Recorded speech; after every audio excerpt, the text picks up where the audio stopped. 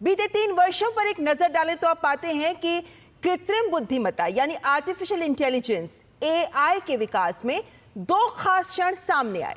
पहला 2022 में जब चैट जीपीटी की घोषणा हुई और दूसरा जब इस जनवरी में डीपसीक का ऐलान हुआ। आज महंगी एआई तकनीक की धारणा बदल गई है।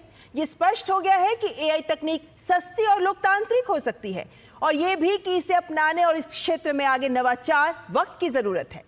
इस कार्यक्रम में हम बात करेंगे कि विश्व स्तर पर एआई के क्षेत्र में भारत का क्या मंत्र है और देश में किस दिशा में हम काम कर रहे हैं, कहां खड़े हैं हम। लेकिन आइए सबसे पहले बात करते हैं एआई एक्शन समिट की। पेरिस में इस सम्मेलन की सह अध्यक्षता फ्रांस के राष्ट्रपति इमैनुअल मैक्रों के साथ प्रधानमंत्री नरेंद्र मोदी ने की, जो विश्व में भारत के बढ़ते कद को रेखांकित करता है।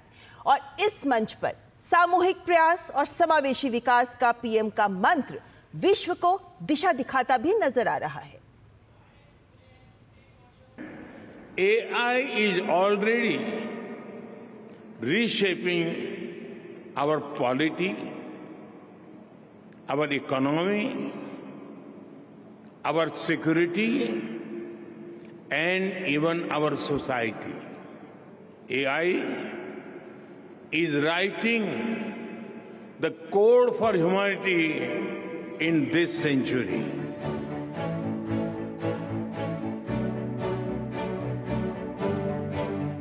आर्टिफिशियल इंटेलिजेंस यानी कृत्रिम बुद्धिमत्ता का युग आरंभ हो चुका है। ये तकनीक पूरी दुनिया को बदलते हुए मानवता को नई दिशा देने की ताकत रखती है। ये उद्योगों को फिर से आकार दे रही है, वैश्विक तकनीकी परिदृश्य को नया रूप दे रही है। बदलाव की वाहक ये तकनीक रचनात्मक होगी या विनाशात्मक, ये हमारे आज लिए गए निर्णयों पर निर्भर करेगा।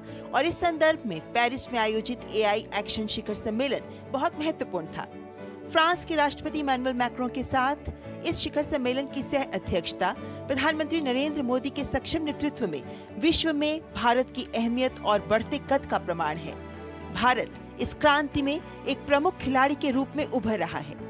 एक वैश्विक नेता की तरह प्रधानमंत्री ने आज के दौर में एआई की महत्ता को रेखांकित करते हुए जिस समावेशी सुरक्षित एआई और इसके लिए वैश्विक एकजुटता का आह्वान किया, वो विश्व को एआई की चुनौतियों का हल तलाशते हुए भविष्य के लिए तैयार करने की दिशा में अत्यंत महत्वपूर्ण है।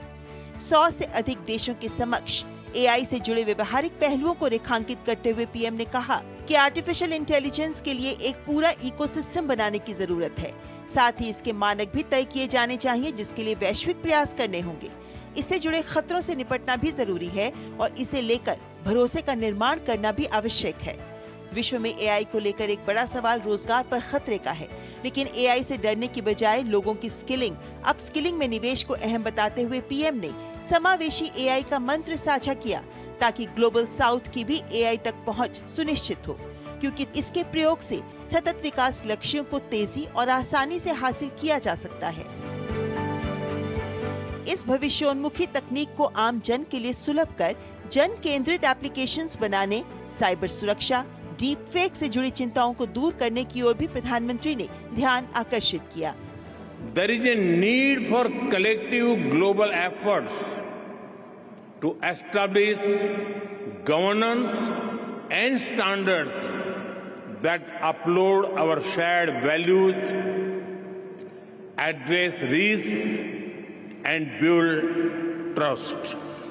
अमेरिका और चीन के बीच एआई को लेकर प्रतिद्वंद्विता की स्थिति के परिप्रेक्ष्य में पीएम ने वैश्विक साझेदारी को वास्तव में वैश्विक स्वरूप देने तथा वैश्विक भलाई के लिए सबको साथ लेकर चलने, संसाधनों और प्रतिभाओं को साथ लाकर ओपन सोर्स प्रणाली विकसित करते हुए विश्वास और पारदर्शिता बढ़ाने का मंत्र साझा किया। इस वैश्विक आयोजन में भारत की सह अध्यक्षता दिखाती है कि एआई के क्षेत्र में रचनात्मक भूमिका के लिए आज दुनिया भारत की ओर देख रही है।